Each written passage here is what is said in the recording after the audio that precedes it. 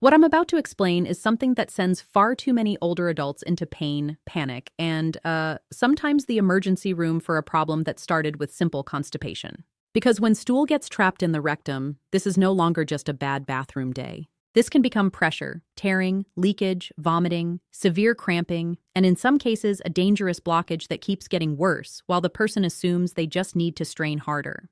And that's the part that scares me most. Right now, someone is sitting on a toilet pushing with everything they have, convinced relief is one hard effort away, when in reality, that effort may be making the problem even more painful, more swollen, and much harder to fix.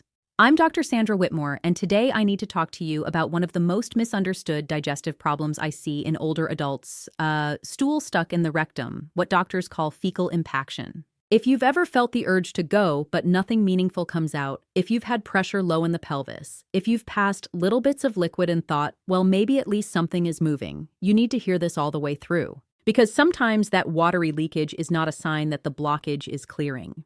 Sometimes it's the opposite. Sometimes it's the warning sign that hard stool is packed in place, while only liquid stool can squeeze around it. Before we begin, please subscribe to this channel, support our mission, and join a community learning simple, life-saving health truths. Stay with me, because by the end of this video, you're going to understand why stool gets stuck in the rectum, why it happens so often in seniors, what you can safely try, what you should never do, and the exact warning signs that mean this has crossed the line from uncomfortable to urgent. And there's one mistake I need to save for later, because it's the one that causes a lot of people to delay care when they should be getting help immediately. The mistake is assuming that if any stool is coming out, even watery stool, then a serious blockage cannot be present. That belief, is where a lot of trouble begins. Let me start with Gloria, a 76-year-old widow who thought she had food poisoning. She had lower belly cramps, nausea, and embarrassing watery leakage in her underwear for 2 days. She told herself it couldn't be constipation because, in her words, something is obviously coming out.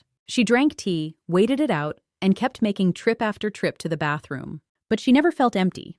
The pressure in her rectum grew worse. Her appetite vanished. Her abdomen became tight and swollen. When her daughter brought her in, Gloria didn't have food poisoning at all. She had a large, hardened mass of stool lodged in the rectum, and that liquid leaking around it had fooled her into waiting. That misunderstanding cost her 3 miserable days and a much more difficult treatment. So what exactly is happening here? Picture the rectum as the body's final holding chamber before a bowel movement. Normally, stool moves through the colon, enters the rectum, stretches the walls just enough to trigger the urge to go, and then leaves when the muscles coordinate properly. But when stool sits there too long, too much water gets pulled out of it. It becomes larger, drier, and harder. Then the rectum stretches more and more. The muscles may fatigue. The nerves may become less responsive. And suddenly, the very organ designed to help evacuate stool becomes a storage room for something dense, dry, and difficult to move. That is when passing stool stops being a normal body function and starts turning into a mechanical problem. And here's why the rectum matters so much in this conversation. When hard stool becomes stuck there, it creates a bottleneck at the exit. New stool and intestinal contents continue trying to move downward, but the path is narrowed or blocked. Pressure builds behind the impacted stool. Gas may get trapped. Liquid stool may seep around the edges. The person feels urgency, but gets very little relief. They may strain and only produce tiny pellets, mucus, or a smear of watery stool. That combination is incredibly deceptive, because it feels active. It feels like progress.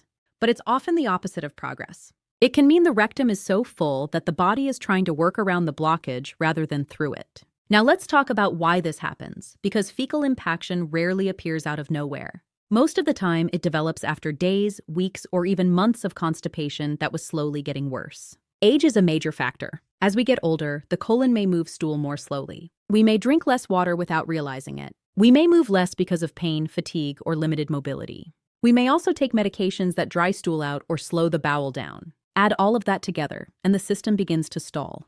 Then one extra trigger, a long car ride, an illness, a new medication, a week of low appetite, a hospital stay, can push regular constipation into true impaction.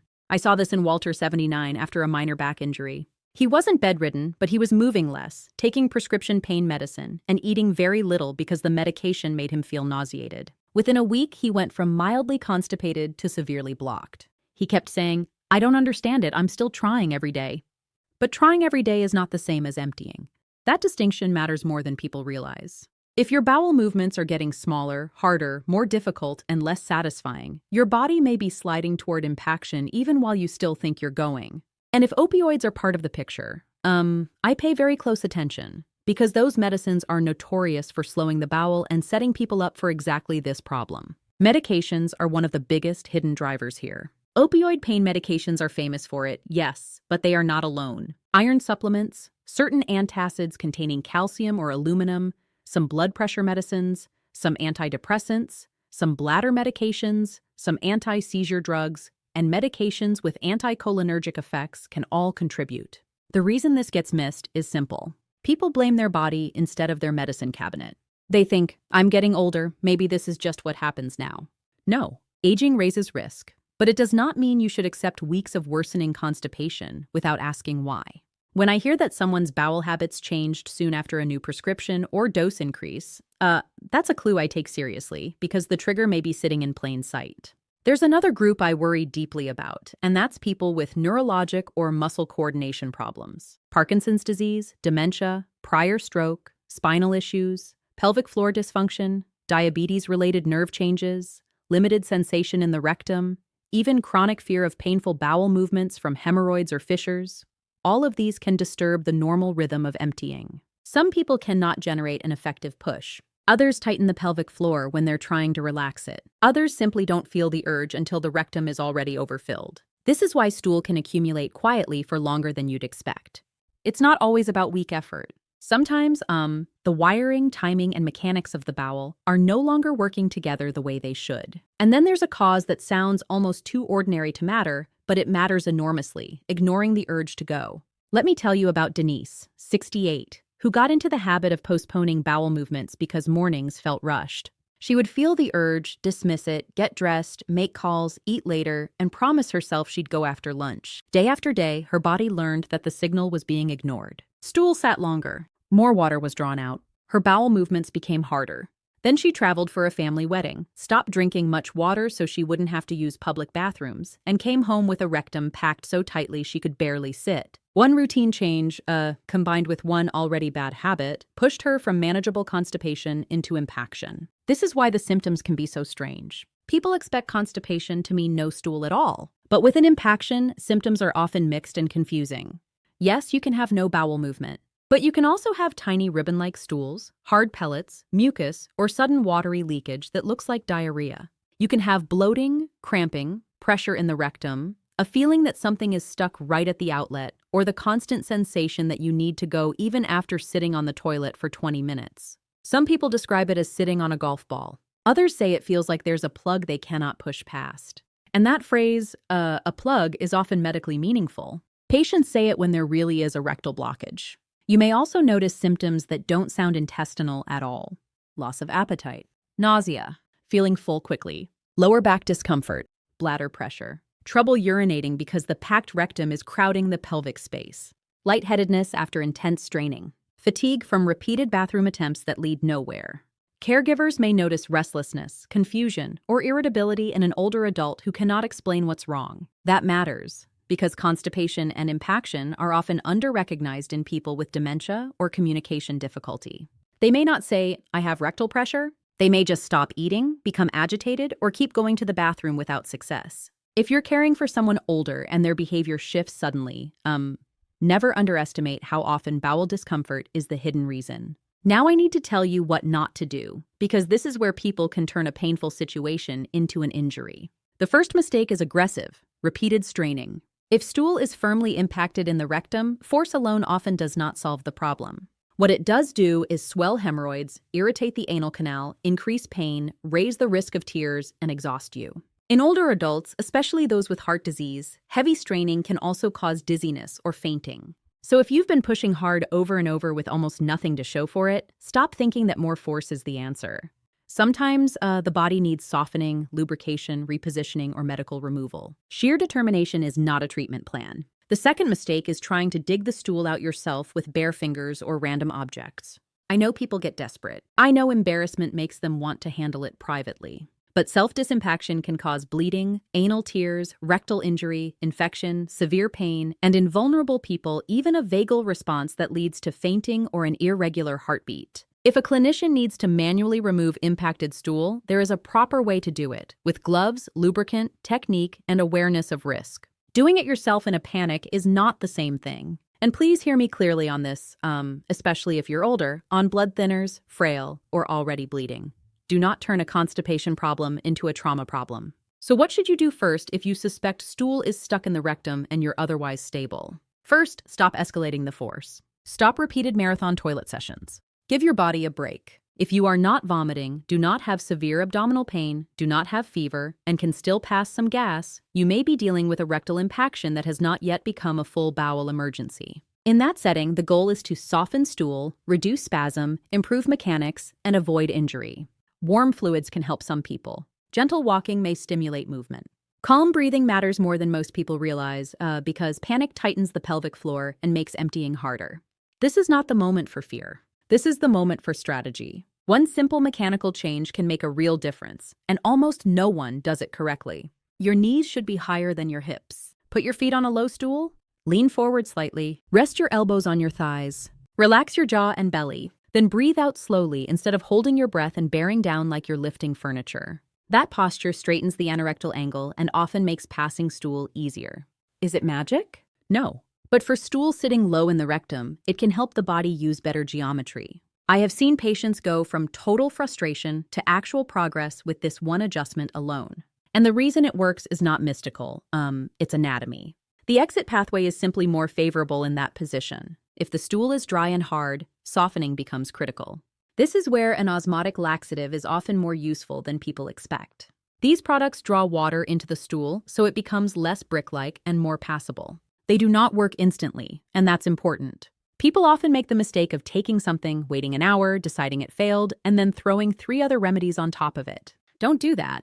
A bowel regimen needs enough time to work safely. Also, not every laxative is the right choice for every person. Stimulant laxatives may help some cases, but if you are in severe pain, vomiting, or suspect a real blockage, randomly stacking products can make things worse. Slow down, read directions carefully, and know your red flags. Rectal treatments can be especially helpful when the stool is already low and stuck near the exit. A suppository may soften or stimulate the area. A small volume enema can sometimes lubricate and loosen impacted stool enough to allow passage.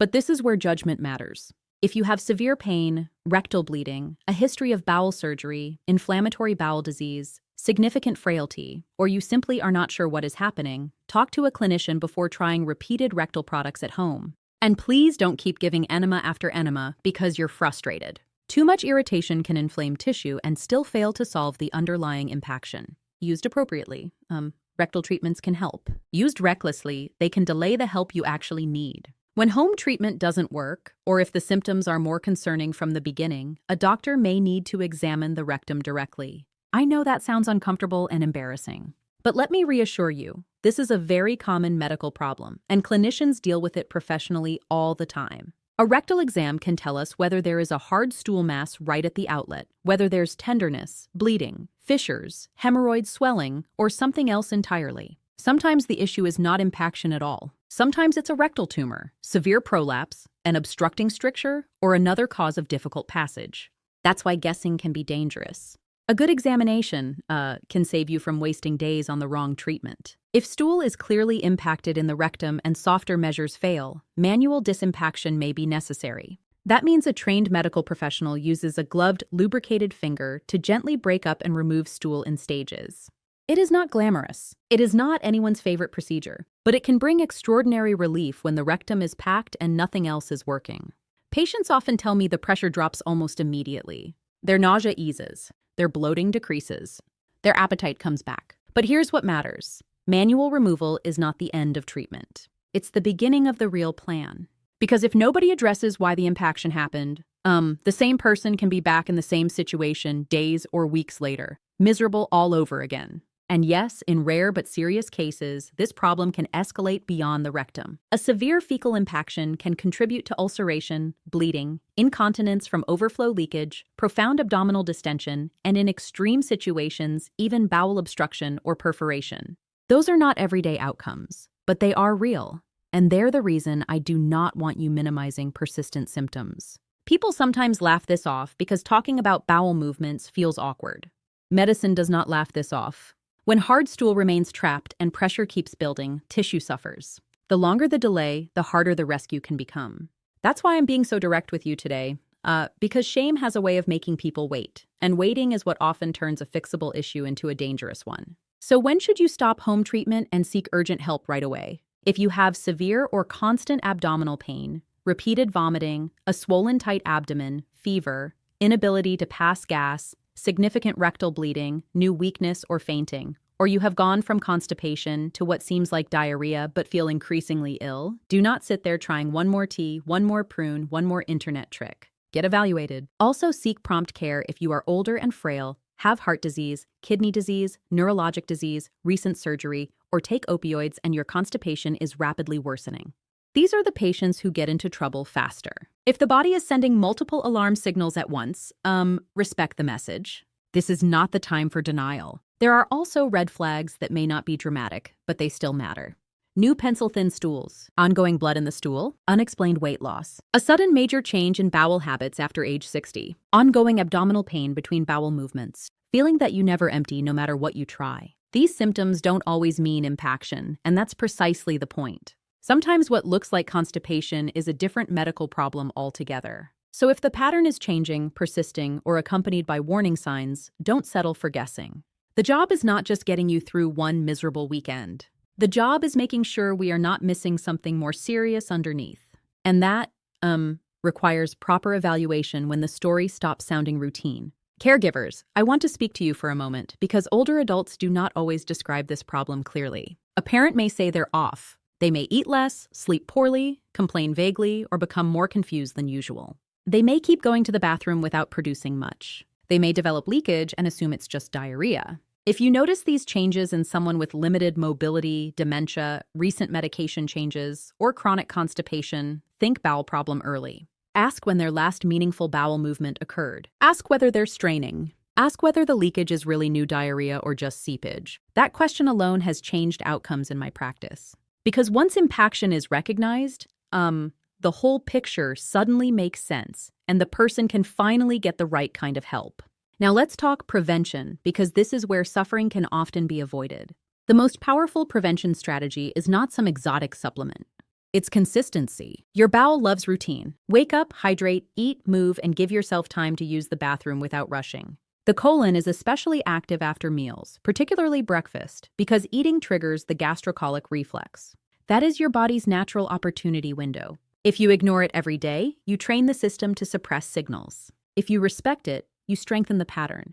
This matters even more after a hospitalization, illness, travel, or medication change, when the routine is already fragile. Prevention is rarely dramatic. It's a collection of small habits, repeated with enough consistency that the bowel keeps moving before stool has time to dry and harden. Hydration matters too, but I want to explain it realistically. Water alone is not a miracle cure for constipation. If the colon is moving too slowly, gallons of water will not suddenly solve the entire problem. But low fluid intake absolutely makes dry stool more likely, especially in people who already move slowly through the bowel. So the goal is steady hydration throughout the day, not desperate chugging after 4 days of constipation. And fiber matters, but fiber must be introduced thoughtfully. Too little fiber can contribute to constipation, yes. But suddenly piling on large amounts of fiber when you're already blocked and barely drinking can make bloating worse. Build gradually. Pair fiber with fluid. And choose foods you can actually sustain, because bowel health is a long game, not a weekend cleanse. Movement is more important than many people realize. You do not need intense exercise to help the bowel. Gentle walking, standing up more often, light stretching, regular daily motion, these can all support intestinal movement. The bowel is remarkably responsive to inactivity. That's why constipation becomes so common after surgery, injury, long car rides, and periods of bed rest. If you've ever noticed that you become constipated when you travel or sit for long stretches, you've already seen this principle in action. The body thrives on motion. And for many older adults, the difference between keeping things moving and becoming severely backed up is not a marathon. It's simply not spending the entire day sitting still. That may sound basic, but some of the most effective medicine is basic. Medication review is another prevention tool that gets overlooked. If constipation became worse after starting a pain medicine, an iron supplement, a bladder medicine, a calcium-heavy antacid, or another new prescription, say that out loud to your clinician. Do not assume the connection is obvious. doctors need the timeline. Sometimes the solution is lowering a dose, switching to a different medication, or starting a bowel regimen early, instead of waiting until the problem becomes severe. This is especially important with opioid pain medicines. If you are taking them regularly, you should already be thinking proactively about constipation prevention, not reactively after 5 miserable days. Opioid constipation is common, predictable, and often significant. Planning for it is not overreacting. It's good medicine. And if this keeps happening again and again, please don't settle for endless temporary rescue. Recurrent impaction means the body is telling us something. Maybe the bowel is moving too slowly. Maybe the pelvic floor is not relaxing correctly. Maybe the rectum has become desensitized from chronic stretching. Maybe a medication problem remains unsolved. Maybe there's an underlying metabolic or neurologic issue. The answer is not to live on emergency fixes forever. The answer is to understand the mechanism. Some people need a structured bowel program. Some need pelvic floor therapy. Some need ongoing osmotic laxatives under medical guidance. Some need further testing. But chronic severe constipation deserves a real plan. Not just a drawer full of random remedies and a prayer. Let me clear up one more myth, because this causes a lot of unnecessary fear. You do not have to have a bowel movement every single day to be healthy. Normal varies. Some people go 3 times a day. Some go every other day. The real question is not whether your schedule matches somebody else's. The real question is whether your bowel pattern is comfortable, regular for you, and complete. Trouble begins when the pattern changes. The stool gets harder, the effort increases, the sense of incomplete emptying grows, or the interval between bowel movements stretches along with pain and bloating. That's the trend to watch. That's the trend that predicts trouble. And when that trend is moving in the wrong direction, don't wait until the rectum becomes a storage vault for hardened stool. Let me bring this together with Arthur, 81, because his story captures what I want you to remember. Arthur had back pain, so he moved less. He took opioid medication, so his bowel slowed. He drank less because he hated getting up at night. He ignored the urge to go because mornings were inconvenient. Then he started passing little bits of liquid and assumed the constipation had broken. It hadn't. By the time his son brought him in, Arthur had rectal pain, nausea, poor appetite, and a belly so bloated he could barely button his pants. We treated the impaction, adjusted the bowel regimen, changed how he hydrated, reviewed his medications, and built a routine around breakfast and walking. 2 weeks later, he looked like a different man. Not because of one miracle treatment, but because the real cause was finally addressed. That is the lesson. Stool stuck in the rectum is usually not one isolated bad day. It is the final chapter of a process that started earlier, slower, and quieter than most people realize. The stool dried out. The signals got ignored. The bowel slowed. The routine changed. The medications piled up. The body compensated until it couldn't anymore. And then one morning it felt like everything stopped. If you understand that sequence, you can interrupt it. You can recognize early signs. You can avoid the mistakes that make it worse. You can know when simple strategies may help and when medical help is the smarter choice. And that knowledge, is what turns panic into action. So if you remember nothing else from this video, remember these 4 things. First, watery leakage does not rule out impaction. Second, endless straining is not a treatment. Third, severe pain, vomiting, swelling, inability to pass gas, or bleeding are red flags that need attention. And fourth, prevention comes from routine, hydration, movement, medication awareness, and respecting the urge to go before stool hardens into a larger problem. Your digestive system is not trying to embarrass you. It's trying to signal you, listen early, act wisely, and get help before a fixable problem becomes a crisis. Share this video with someone who needs it, take care of yourself, and I'll see you in the next one, very soon.